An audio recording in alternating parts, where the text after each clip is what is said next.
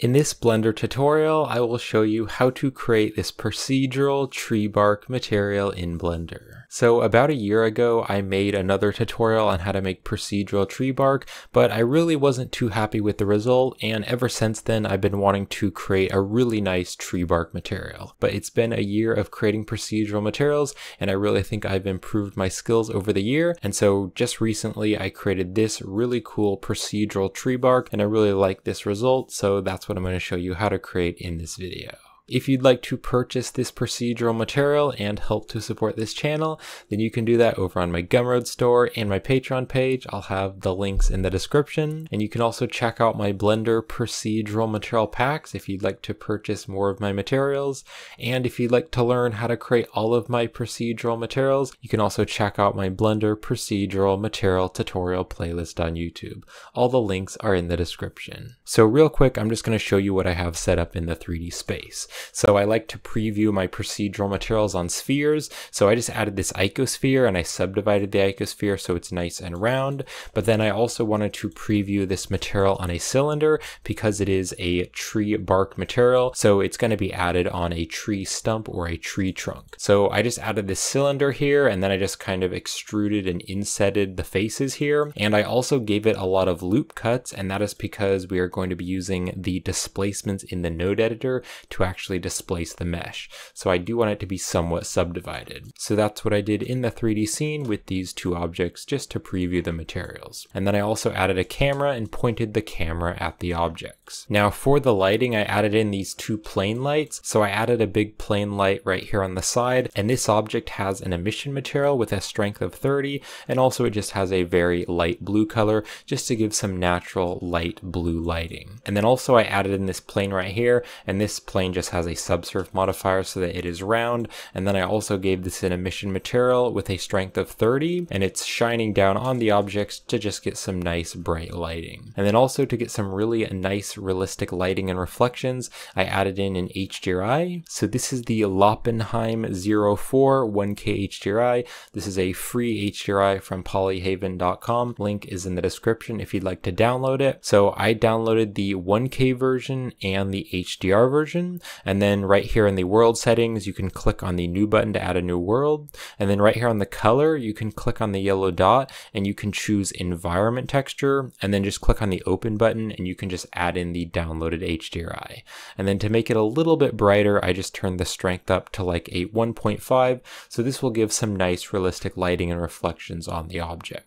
Now I am going to be using the displacements in the node editor to actually make the bark bump out. And I would highly recommend that because it is really going to make the tree bark look much more realistic. So right up here on the render properties, you need to make sure this is set to cycles because the displacements in the node editor only work in the cycles rendering engine. So make sure you're using cycles. And then I am also going to be using the adaptive displacements. So if you want to use the adaptive displacements, you're going to need to change the feature set here to experimental, and this is again right over here in the render properties. So I'm going to change that to experimental. So then right over here on the modifier properties, I just added the subdivision surface modifier. So you can click on add modifier and just add the subdivision surface, and I added the subdivision surface modifier onto both of these objects. And then because we set the feature set to experimental, now that it's set to experimental, right back here on the modifier properties, we have the adaptive subdivision setting. So I just turned that on. And this way, where you're closer up, it's going to add more detail, but then if you're farther away, it'll add less detail. So on this tree trunk object right here on the cylinder, I turned on the adaptive subdivision and I just set the dicing scale to 1. I think that's pretty good. And then on this object right here, I turned on the adaptive subdivision and I just turned the dicing scale to 5. And that's just because this object is already pretty detailed. It already has a lot of geometry, so I didn't need to turn the detail up too high. Alright, so now I'm going to click on this object, and then right over here I have the shader editor. So I'm going to click on new to add a new material. And I can just rename this material to procedural tree bark. And then I want this object to be on the other object, so I can just click and drag this material and drop it onto this object as well. Alright, and then there is one more thing that we're going to need to do to get the displacements to work. You need to go right over here to the material properties, and then in the material properties you need to open up the settings tab. So you can see right here on the displacement, it just says bump only, but I want to click on this and I want to change it to displacement and bump. So this is going to tell the material that it can use the displacements. So I can just make this smaller and we can start making the procedural material. Just one more thing though before we start, I am going to be using the Node Wrangler add-on to preview the different nodes. So if you don't have the Node Wrangler enabled, you can just click right here on Edit, and then you can open up the preferences, and then right over there on the add-ons tab, you can go over to the search and you can search for Node Wrangler and just check mark the Node Wrangler add-on.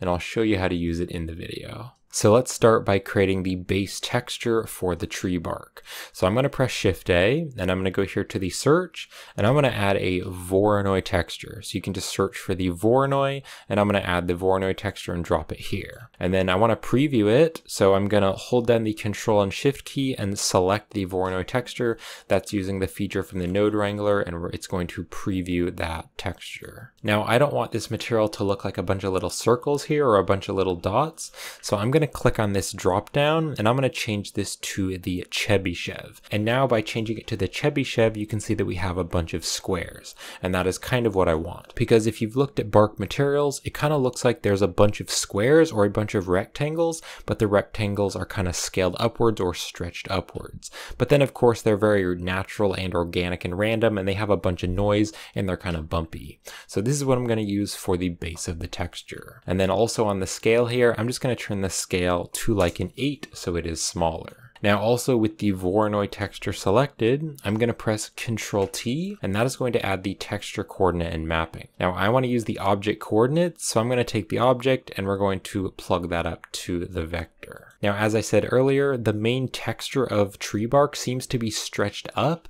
so I want to use this mapping node to actually stretch the texture up. So right here on the mapping node, on the very bottom one right here on the scale, I'm going to turn the Z scale to just like a 0.2. And now you can see that all those squares are actually going up and down. And that is starting to look a bit like tree bark. Of course, it isn't very natural or organic. It is very straight. And so I want to add much more randomness and add more noise. So what I can do is I can add another texture here in between the texture coordinate and the mapping to actually distort the Voronoi texture. So I'm going to press Shift A. Let's go to the search, and I'm going to search for a noise texture, and I'm just going to drop the noise texture right here between the texture coordinate and the mapping. So it's going through the vector, and so now the noise texture is actually distorting the displacement of the Voronoi. Now I want to turn the detail all the way up to the max, which is 15, so there's lots of detail, and then I also want to turn the scale up to like 8.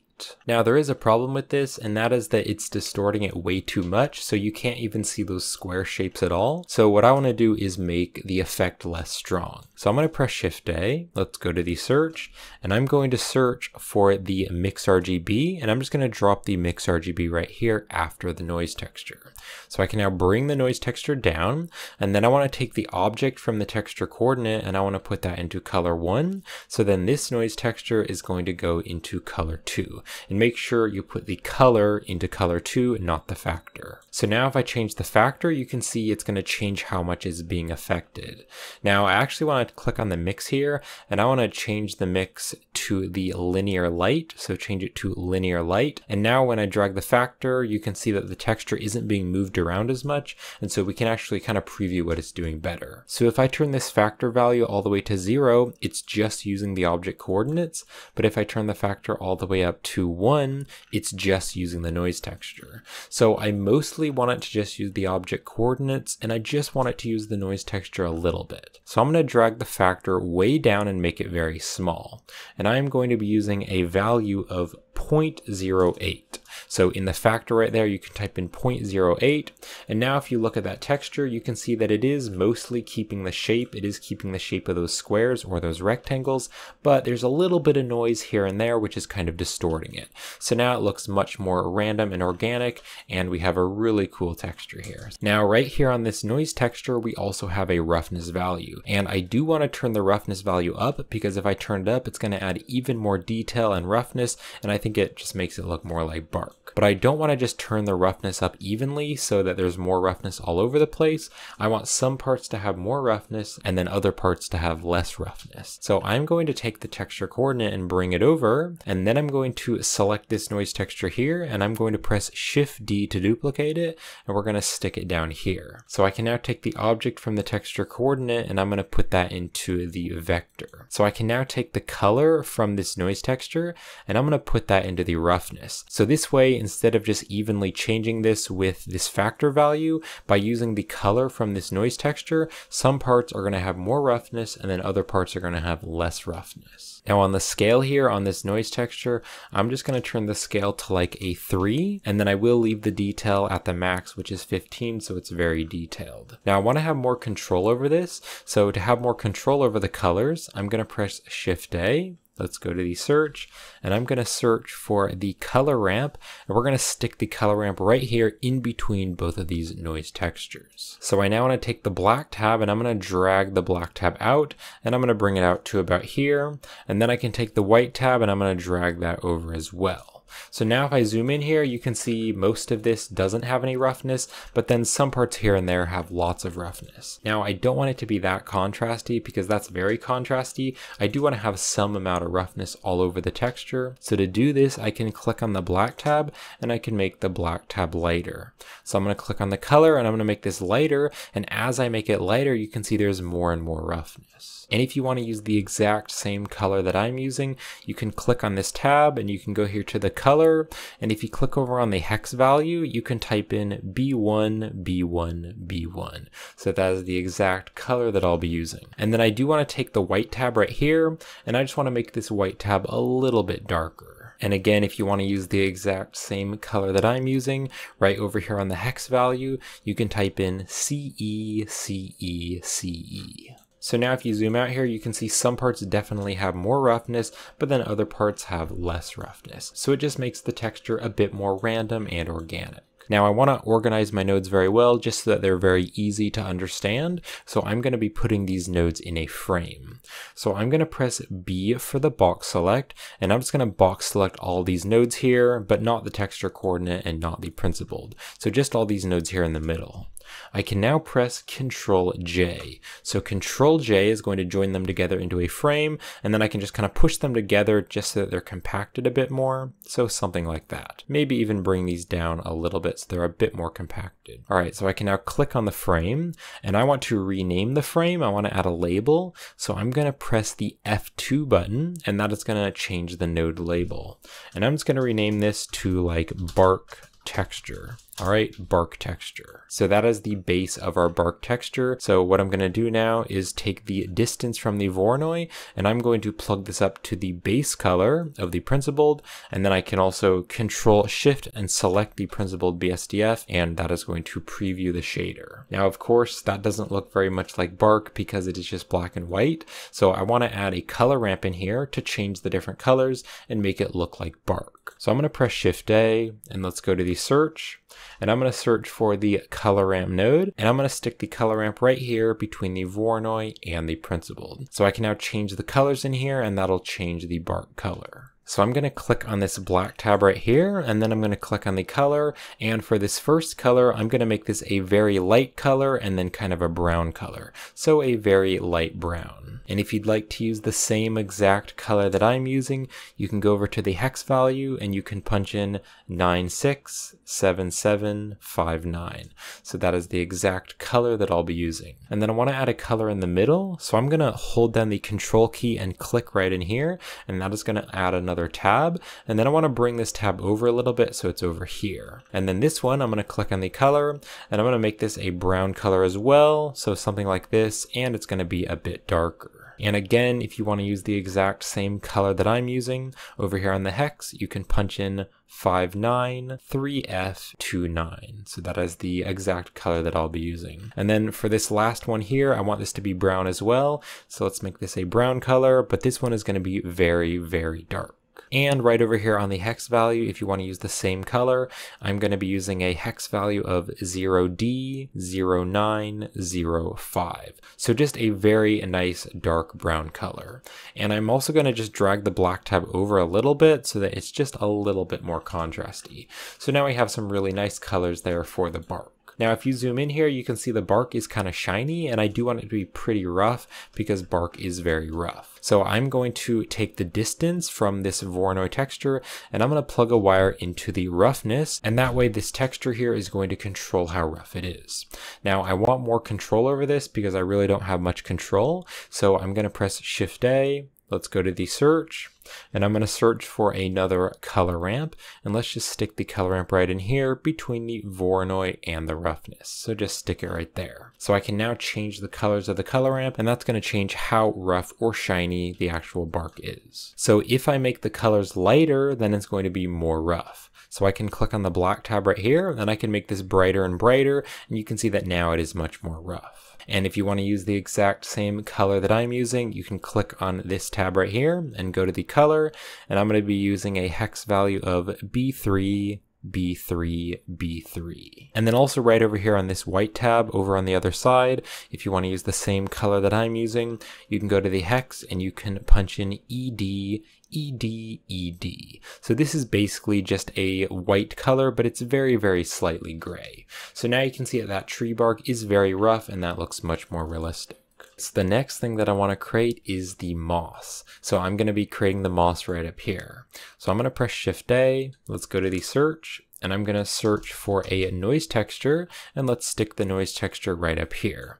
And then I want to use the object coordinate. So on the texture coordinate, I'm going to take the object and let's put that into the vector. And then I can Control Shift and select the noise texture to preview it. Now on the scale, I just want to turn this up to like a 7. And then I do also want to have lots of detail. So let's turn the detail all the way to the max, which is 15. And then I do want to add quite a bit of roughness. So I'm going to turn the roughness up to like a 0.65. So a 0.65, and now that has a lot more detail. And then I do think the moss looks pretty cool if it has a bit of distortion. So on the distortion value, I'm just going to turn this up to like a 0.3 so that there's a little bit of distortion. Now what I want to do is create a mask to tell the texture where the moss is going to be. So I need to make this more contrasty. So to do this, I can just press Shift A. Let's go to the search, and I can search for a color ramp, and let's click on the color ramp, and I'm just going to drop it right in here in this wire, and just make sure you Control Shift and select the color ramp to preview it. So I can now bring these two tabs together, and that is going to make it more contrasty. So I'm going to drag this black tab to about here, and then I'm going to drag the white tab out so that the actual white parts are brighter. So just bring it to about there. So wherever the white parts are, that is where there's going to be moss. So you can play around with this. If you want very little moss, you could just bring these over here, and now there's not going to be very much moss. Or if you want a lot of moss, you can drag this over. So this way there'd be a lot of moss. I don't really want that much moss, so I'm going to drag this over to about there. So let's zoom out here, and I want to join these together into a frame just to organize them very well. So I'll press B for the box select. I'm just going to box select these two nodes, and then I can press Control J, and Control J is going to join them together into a frame. And then with this frame selected, I can press F2, and that's going to bring up the node label, and I'm just going to rename this to moss. So just rename that to moss. All right, so I now want to add the moss into the base color so I can actually see it. So to do this, I want to mix this color ramp in with the color of the texture. So I'm going to select this color ramp, hold down the Shift key, and select this color ramp, and then I can press Control 0, and that is using a feature from the Node Wrangler add-on, and it's going to add a Mix RGB. So I'm just going to open up the Mix RGB, just click on the arrow to open it up, and then I'm going to just box select these nodes right here, and I'm just going to bring these nodes over so we have a bit more space. So I actually want to take the color from the mix, and I'm going to put that into the base color. All right, so then I want to Control Shift and select this mix to preview it. So right now you can see that it is adding the moss, but the moss is all white. So what I want to do instead is take the color ramp here from the moss, and I want to put this into the factor. And the factor is going to tell it what parts are going to be color 1 and then what parts are going to be color 2. So then we can take this color ramp here with the brown colors, and I'm going to put that into color 1. So now color 2 is going to be the moss color, because this color ramp right here is telling it where it's going to be moss and where it's going to be the bark. So right back over here on color 2, I can just click on this color, and I'm going to make this kind of a greenish, brownish, mossy color. And if you want to use the same exact color that I'm using on color 2, you can go to the hex value and you can punch in 436C28. So that is the exact color that I'll be using. So I can now Control Shift and select the principled shader. Alright, so this is definitely looking more like a bark material, but it doesn't really have any bump. It's very, very smooth. So I want to add some bump into the normal to make it look like it's bumpy. So I want to add 3 layers of bump. So the first layer of bump that I want to add is the Voronoi texture, because this is the actual bark texture. So I'm going to take the distance from the Voronoi and I'm going to pull out a wire and I'm going to stick that into the normal. Now there's some weird shading issues, and that is because we need to convert this data into normal data, because this is just black and white data, but this actually needs to be normal data. You can see that as a purple dot there. So to convert this to normal data, I can press Shift A. Let's go to the search, and I can search for the bump node, and we're going to stick the bump node right here. So then the distance can actually go into the height value of the bump, and then the bump normal can go into the normal of the principled shader. And this way it's going to convert it to normal data, so now you can see that looks very bumpy and that looks really nice.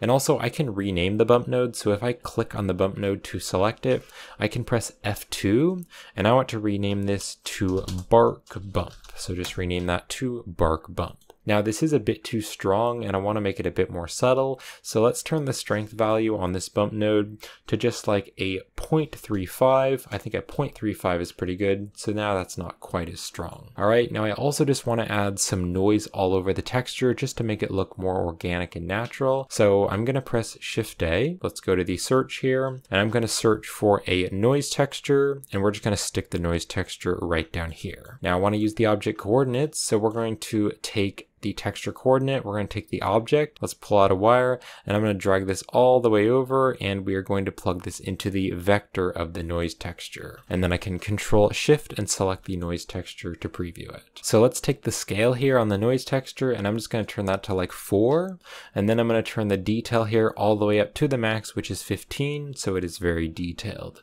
And then I do want a little bit more roughness, so let's turn the roughness up to like a 0.6, so it has even more detail.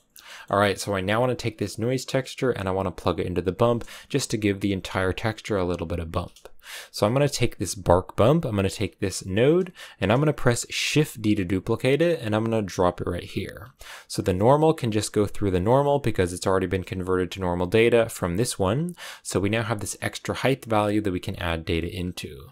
So I'm going to take the factor from the noise texture and I'm going to plug that into the height, and then I can Control Shift and select the principled shader to preview it. So now it's just adding some procedural noise all over the texture. Now if I click on this bump node, I can also press F2 to rename this, and instead of it being bark bump, I just want to rename it to noise bump. So now it says noise bump. And then I do want to make it a bit more strong, so on the strength value, let's just turn this up to like a 0.4 so it's a bit more strong.